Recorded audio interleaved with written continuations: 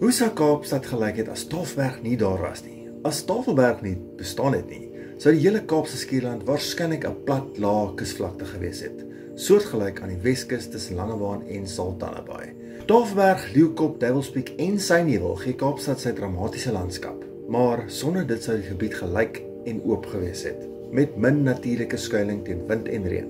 Die kuslyn sou waarskynlik groot strandvlaktes en sandduine hê waar Clifton en Kampsbaai is. Sonder Tafelberg sou minder reën aan die Kaapse kant geval het. Die Kaapse Dokter, die suidoostewind, sou nog sterker gewaai het, want daar sou geen berg wees om die wind te breek nie.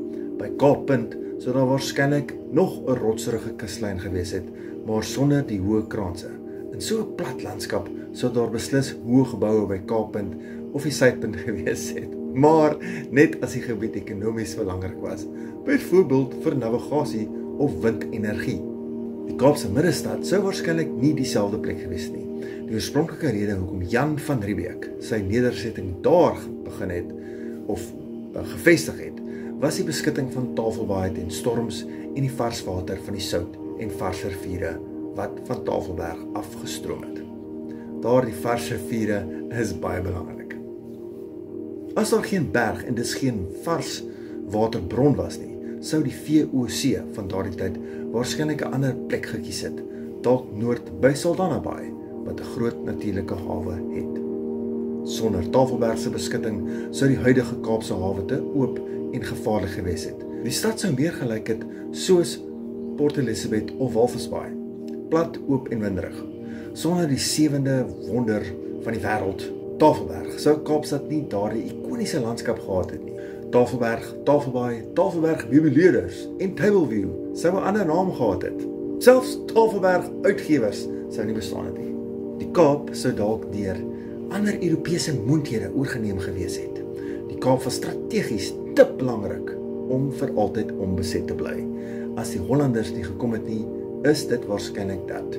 Die Portugese, wat reeds langs die Afrika se kus gehandel het, sou uiteindelik 'n klein pos daar gevestig het. Die Franse sou moontlik later daar aangekom het, veral toe hulle in die 1700s ook in Indiese Oseaangebiede soos Reunion en Mauritius gevestig het. Die Britte kon selfs reeds in die 1700s daar beslag gelê het, lank voor 1795. Om nie te vergeet van die 1820 Britse settlers nie. As die Britte eerste was, sou die Kaapstad wat ons ken dalk 'n Britse kolonie van die begin af gewees het, sonder enige Hollands-Afrikaanse invloed. En dalk sou ons nie vandag Afrikaans gepraat het hier in die noordelike voorstede van Kaapstad nie. Samevatting van hierdie alternatiewe geskiedenis.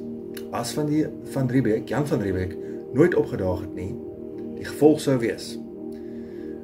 Eerstens, geen VOC nedersetting by die Kaap nie, geen Europese stad Kaapstad nie, geen menging van tale en kulture nie, dus geen Afrikaans nie. En die 44 Afrikaners in Suid-Afrika sou dan lang trane gehuil het. Geen vermenging van tale en kulture nie, geen trekboere of groot trek nie, geen boereoorlog of republieke nie, inheemse volke bly oorheersend, sterker plaaslike koninkryke. Ander Europese mag kom later, Kaapstad moontlik Brits of Frans.